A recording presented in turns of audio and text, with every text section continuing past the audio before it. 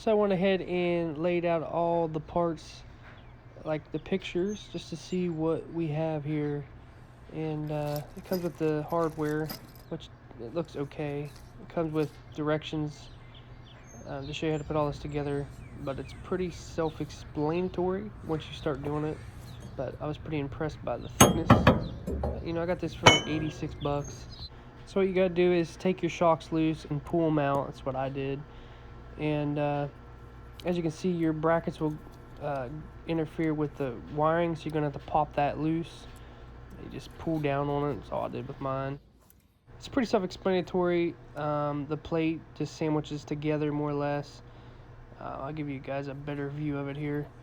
Here's the middle. There's a bolt that goes in the middle, and the right plate, the right of your screen, goes on the inside. I did have to take some ratchet straps and pull the spring down so I can get the bolt in. The rear you shouldn't have to do that, but the front I had to do that. These hold up to 2,000 pounds, so it was enough to pull it down and put your bolt in. So we're going to go ahead and put the brackets on. The long slit goes to the left. And put your bushing in. And you put your short slit on the right. And just run your bolt through. Put your washer on. Put your nut on. And you want to go ahead and put your little short bushing in between the shock. I put it on this side because it don't bind it.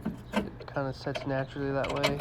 And you just gotta run your bolt through there. Had to pick up on mine to get it to go in, but I didn't have to use any ratchet straps. And you tighten it down. This is with the shocks on the softest setting, and I did get a pretty good lift out of it just on the softest setting. I can actually get under the machine, so pretty impressed. Because before I couldn't even get under it to change the oil, but now it sets up there a little bit.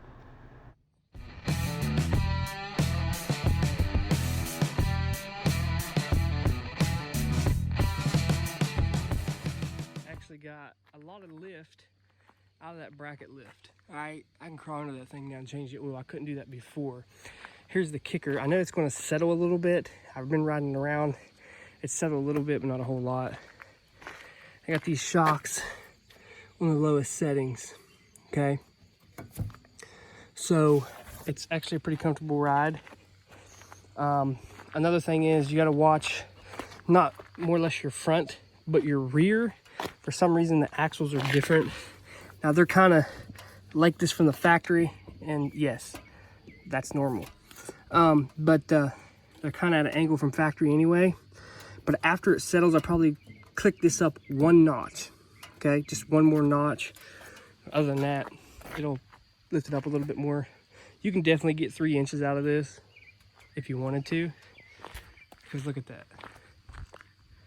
There's a lot of ground clearance there now. After I got my spacers on, it sticks out pretty good. I'm really impressed with the lift. Now the only thing left that I got to do is get my new tires. So I took a big chunk out of the sidewall. It leaks. These are just factory tires and they're junk. But what I'm going to do is keep my steel rims because I'm not big on aluminum wheels, the way that I abuse this thing. So what I did was I got 27s, and that's 8 in the front and 9 in the back.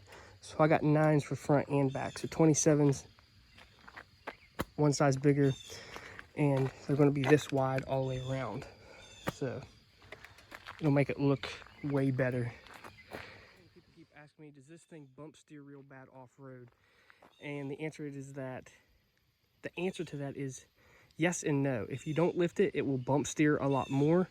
After you lift this, it brings the A-arms, it droops the A-arms down, and what it does, it gets narrower. So it doesn't bump steer as bad as it did when it was at stock height. But as you can see,